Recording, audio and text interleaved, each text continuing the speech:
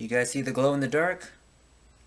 Alrighty, what is going on, everyone? Hopefully you guys enjoyed that little glow in the dark thing. Yes, when I bought the shirt, it did glow in the dark and it did creep me out for a little bit, but then I got used to it. But yes, hopefully you guys are doing very well.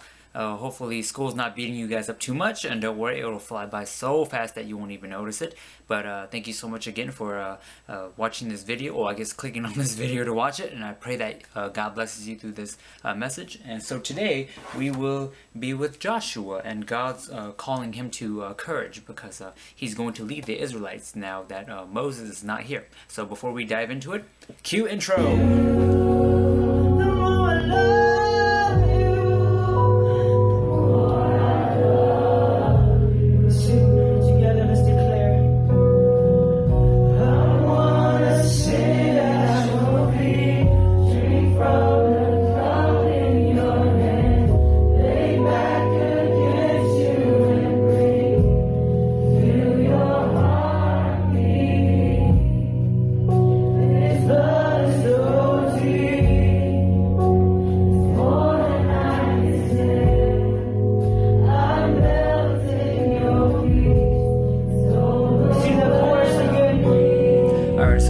Begin, I would like to read the scriptures for you guys, and so follow along as I read it.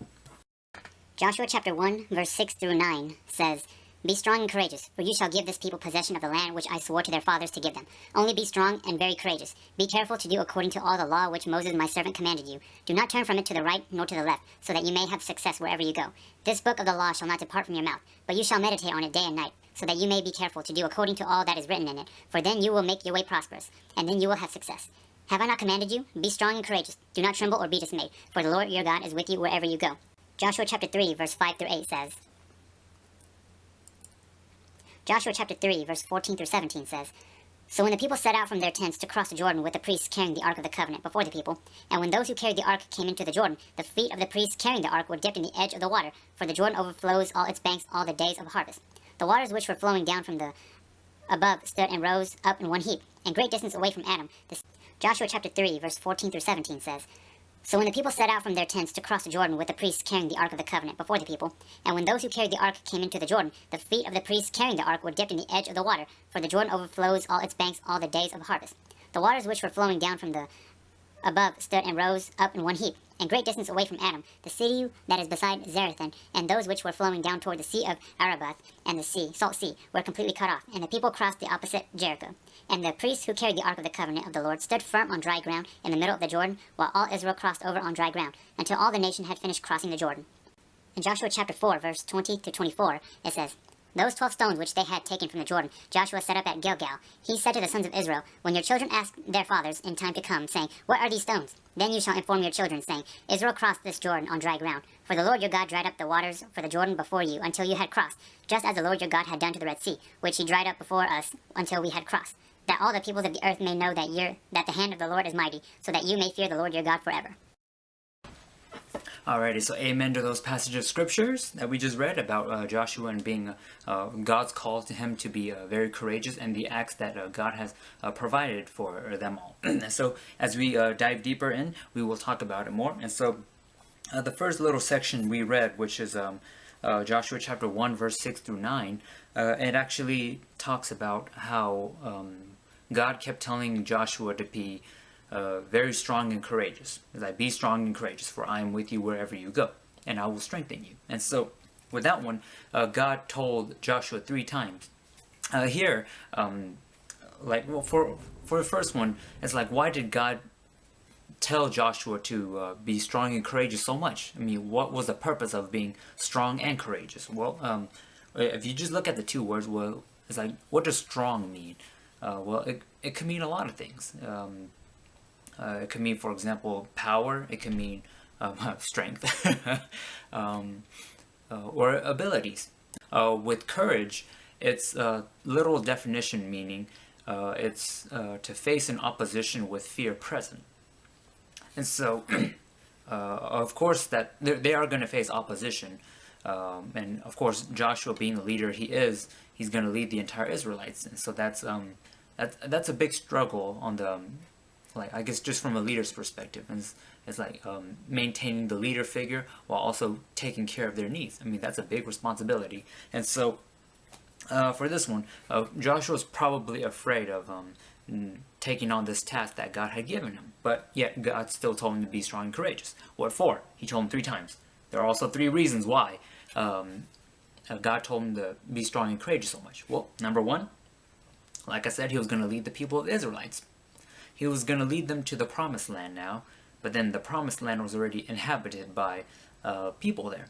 And like the example I told you guys, it's like when the Israelite spies went to go spy on the Canaanite people. The example I gave you guys is a short Asian man going into a place where there's big, tall, giant black men in there. And it's like saying, how can we win against these people who are so strong compared to us? And it's like how can we take over that land? But then yet they forgot to remember that it was God, the one who's going to be fighting for them, and God who promised that land to them. And so since God had promised that land to them, God will know what to do in order to get that land. Number 2, God told Joshua to observe the law. Why to observe the law? Well, for in this case, God said, if you observe the law, you will prosper and you will have success. And with just knowing the law, or God's words in this case, he will know who God is. Number 1, his character, and number 2, he will know how to obey the Lord. Like for example, Moses disobeyed God a lot, and the Israelites disobeyed God a lot. And what happened as a result of their disobedience? Or it's like they suffered, they didn't have success, nor did they prosper. And so they didn't have these 2 things while disobeying God.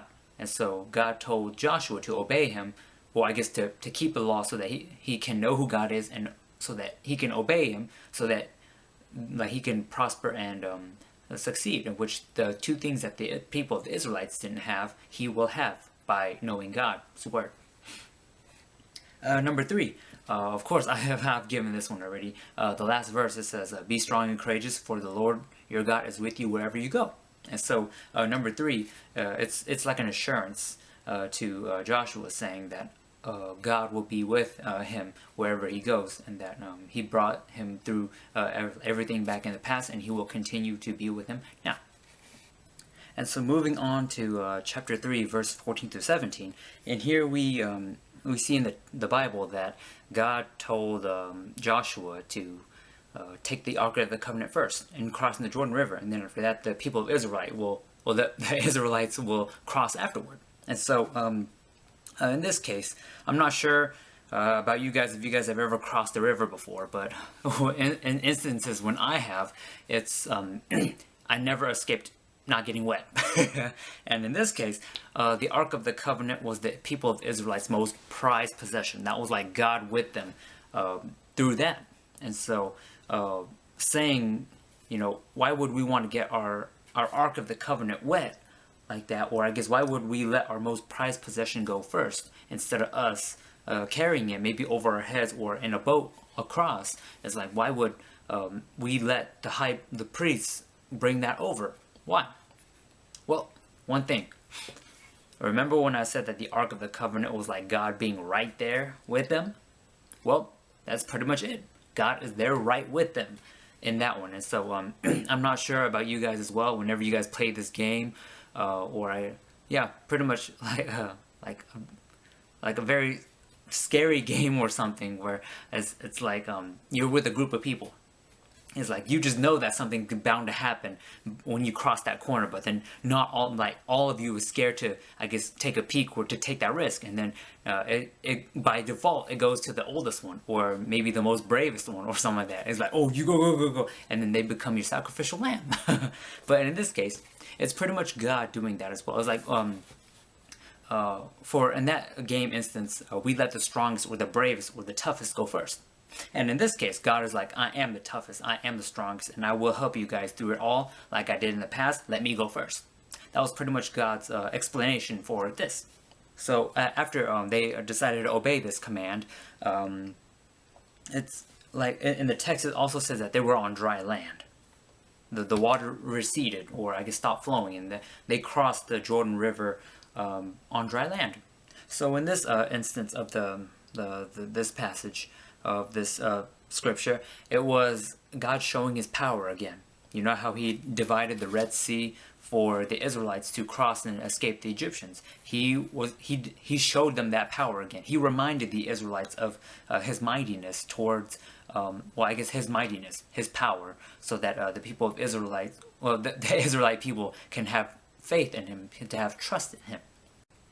And so the last passage of scripture, it says, in chapter 4, verse 20 to 24, we find out that the people, God also commanded the Israelites to grab stones. You know, they were separated into 12 clans, or 12 last names, or tribes, 12 tribes of Israel. And so one from each were to grab a stone. And they were to set up like an altar or a little place or something like that for the stones that they had picked out. And here, it talks about how when their sons would ask, you know, what are those 12 stones for? That they would respond by saying that was when God parted the Jordan River, just like he parted the Red Sea, so that his mightiness could be shown to everyone, like the descendants coming past. So now that we've gotten through the passage of scriptures and what they are, it's like, how does this apply to me, or to you, or to daily lives in general? Well, the thing is, we go through a lot of stuff. I may not know what you're going through, or the struggles that you're going through that maybe you can't tell me, or you can't tell someone else, and you just keep it inside. But you can still tell God. God knows no matter what.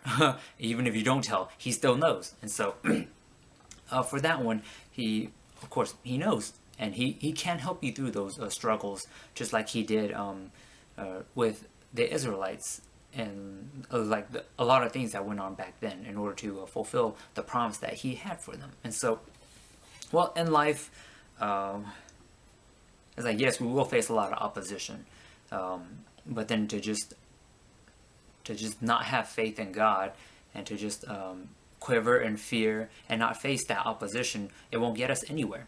But in here, God specifically promised Joshua, but then for us, in Matthew chapter 28, verse 20, it says, I am with you wherever you go.